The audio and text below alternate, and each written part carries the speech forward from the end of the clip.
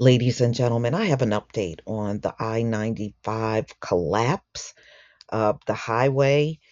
And this is the man that was driving the tanker truck. And they did find his remains when they started removing the wreckage of that overpass and the highway above. And his name was Nathaniel Moody. And from what I understand, he was an experienced truck driver. I mean, what a horrible, horrible way for this man to lose his life. My condolences to his family. What a terrible thing. And I'm going to go ahead and show you a video update, and then I will finish up with my commentary.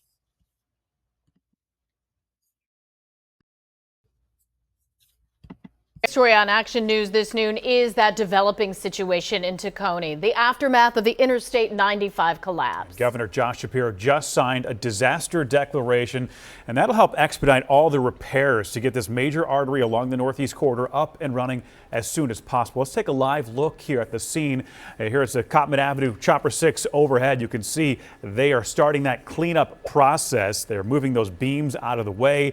Investigators and crews have been trying to clear all that debris since it collapsed. They've actually made some fast work here. Local, state and federal officials are also touring the aftermath, and we should be getting an update when they complete that. So our understanding is they have just started to tour the site, this delegation that includes federal officials, and they'll give us an update and speak to reporters following that at any moment now. Now, this closed highway caused all kinds of problems for commuters this morning. Our Catherine Scott will have more on that in just a moment. But first, let's get to Action News reporter Maggie Kent live right there on the scene with new information on the cleanup and now the ensuing investigation. Maggie.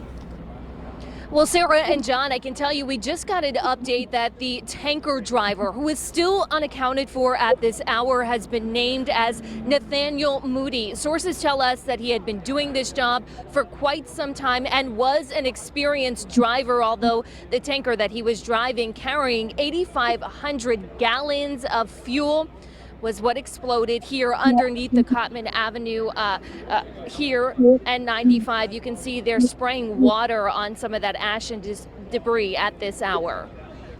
Today, we've seen investigators climbing through the ash and rubble. Governor Shapiro promising to announce emergency declarations to open up the flow of desperately needed help to this area.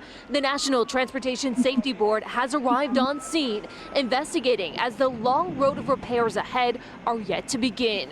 On Sunday at 6 a.m., thick plumes of black smoke billowed above this main artery for traffic in Philadelphia, paired with the smell of burning plastic and loud pops of explosions, sending drivers faced with this sight to reverse on the interstate. Getting an aerial view of this helps us to explain exactly what's going on today. We're looking at 95 north and southbound lanes here at Cottman Avenue, and below the highway, which is buckled, you'll see that concrete, the rebar, and the ash. In fact, I see someone climbing through it right now as investigators are here on the scene. If you look above that person coming out of the rubble, you'll see that the bottom of the roadway on the southbound lanes is completely charred, and that's why it remains blocked off today. Governor Shapiro says the U.S. Secretary of Transportation, Pete Buttigieg, has promised an influx of federal funding to fast track this repair project, which is expected to take months.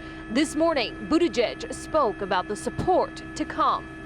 And the entire region affected by this will have the full support of the United States Department of Transportation for as long as it takes to get that restored to normal. Now, we just saw Senator Bob Casey get here. We know Congressman Boyle is here as well. We have the National Transportation Safety Board here, the Federal Highway Administrator arriving here on the scene as well, and that's why you see all the media here. We're going to be continuing to keep this coverage live as we hear from those state and federal partners about what they're seeing right here on Cottman Avenue. We're live in Tacony this afternoon. Maggie Kent, Channel 6, Action News.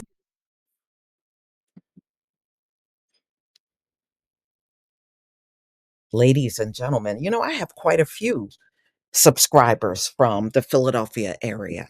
And if you are one of my subscribers, if you're impacted, please let me know in the comment section, even if you're not impacted by it, but because sometimes local news will give you a lot more information than national news. And most Philly people, y'all know what's going on around you. Y'all good at knowing everything that's going on. So you may have some information that we haven't even heard.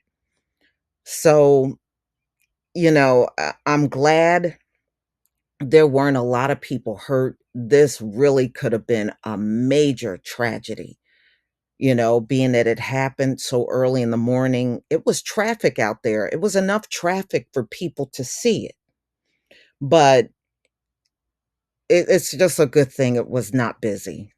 I mean, could you imagine something like this happening during rush hour? It could have been far worse.